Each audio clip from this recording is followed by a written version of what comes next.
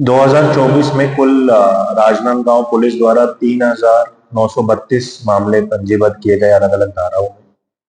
2023 में ये आंकड़ा 4,262 का था, तो करीब 330 मामलों की कमी पिछले वर्ष के मुकाबले इस वर्ष में हुई है। जहां तक कार्रवाइयों की बात है, अगर हम अपराधवार देखें तो हत्या के 26 प्रकरणों में 60 आरोपियों की गिरफ्तारी पिछले वर्ष हुई। हत्या के प्रयास के 17 प्रकरणों में 29 लोगों की, अपहरण के मामलों में 106 प्रकरणों में 10 आरोपियों की गिरफ्तारी की गई। मानव तस्करी के एक प्रकरण में 6 आरोपियों की गिरफ्तारी की गई। डकैती की तैयारी एक प्रकरण में 7 आरोपियों की गिरफ्तारी हुई।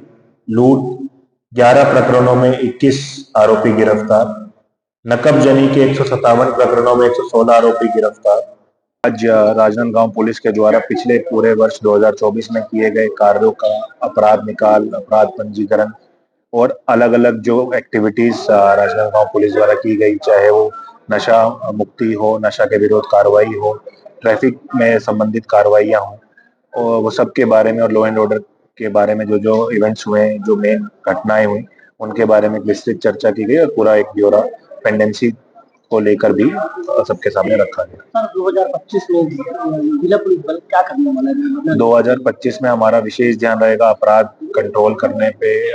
हिस्ट्री शीटर, गुंडा बदमाश, निगरानी बदमाश के और फाइल्स तैयार करेंगे, उनके खिलाफ सतत कार्रवाई करेंगे ताकि असामाजिक गतिविधियां कम हो। नशा और नशे की कंजम्पशन सेल के विरुद्ध भी लगातार कार्रवाई जारी, आगे भी जारी रहेगी। और अपराध निकाल पर भी स्पेशल टीम बनाकर फोकस किया जा रहा है, खासकर जो पुराने अपराध है उनका निकाल करने पे भी अलग से फोकस किया जाए। कुछ पुलिस चौकी नई भी बनी है? जी बिल्कुल। पिछले साल जैसे सुकुल ध्यान चौकी नहीं बनी थी, इस बार उमरवाही और लाखोली चौकी जल्दी खोली जाएगी।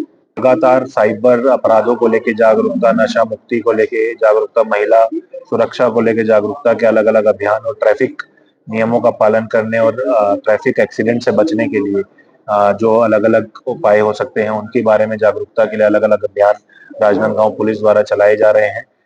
आगामी वर्ष में 2025 में भी ये सभी अभियान चलाए जाएंगे और मेरे सभी मीडिया के सभी साथियों से भी यही अपील है कि आपके माध्यम से भी हम लोग सभी लोगों से अपील करना चाहते हैं कि कोई भी साइबर फ्रॉड का शिकार होता है तो तुरंत पुलिस को सूचना दें। 1930 और साइबर क्राइम पोर्टल.gov.in पर जाके लॉगिन करें और वहां पर रजिस्टर करें ताकि आपका पैसा लॉक हो सके, आपका पैसा आपको वापस मिल सके। साथ ही कुछ चीजों में बचने की भी जरूरत है। किसी अननोन नंबर से कोई भी वीडियो कॉल ना अटेंड करें, कोई अननोन लिंक, कोई अननोन एपीके फाइल को ना खोलें और किसी के को भी अपना ओटीपी शेयर ना करें। कोई भी अगर आपको पुलिस या किसी अन्य विभाग का अधिकारी होने के नाम से आपसे पैसे मांगता है तो उसकी तुरंत रिपोर्ट पुलिस में करें। साथ ही ट्रैफिक नियमों का पालन करें, हेलमेट सीट बेल्ट लगाकर वाहन चलाएं, 3 सवारी में गाड़ी ना चलाएं, किसी भी मादक पदार्थ का सेवन करते हुए गाड़ी ना चलाएं। और इन सब उपायों का अगर आप लोग करेंगे तो निश्चित तौर पर अधिक से अधिक जान बच सकेंगे, अधिक से अधिक एक्सीडेंट होने से बचेंगे। साथ ही नशा को लेके खासकर यूथ से हमारी अपील है कि नशे से आप दूर रहें। जो नशे का सेवन करता है या नशे का कारोबार करता है उसके विरुद्ध शिकायत करें, हम लोग उसके खिलाफ सख्त से सख्त कार्रवाई करेंगे। लगातार इनके विरुद्ध भी कार्रवाई जारी है। सर शहर में यातायात संकेतों का अभाव देखा जा रहा है, निश्चित तौर पे यातायात के जैसे जैसे रोड्स बन रहे हैं, गाड़ियां नई नई आ रही हैं, उसको लेके संख्याओं को बढ़ते हुए देख के यातायात की जो समुचित व्यवस्था है उसमें अपडेशन की आवश्यकता है। इसको लेके जो district road accident monitoring committee है, जो उसमें ये सब चीजों के बारे में लगातार चर्चा होती है, लगातार उस पर काम किया जा रहा है। आगामी बैठक में भी अगले साल की कार्य योजना पे चर्चा होगी।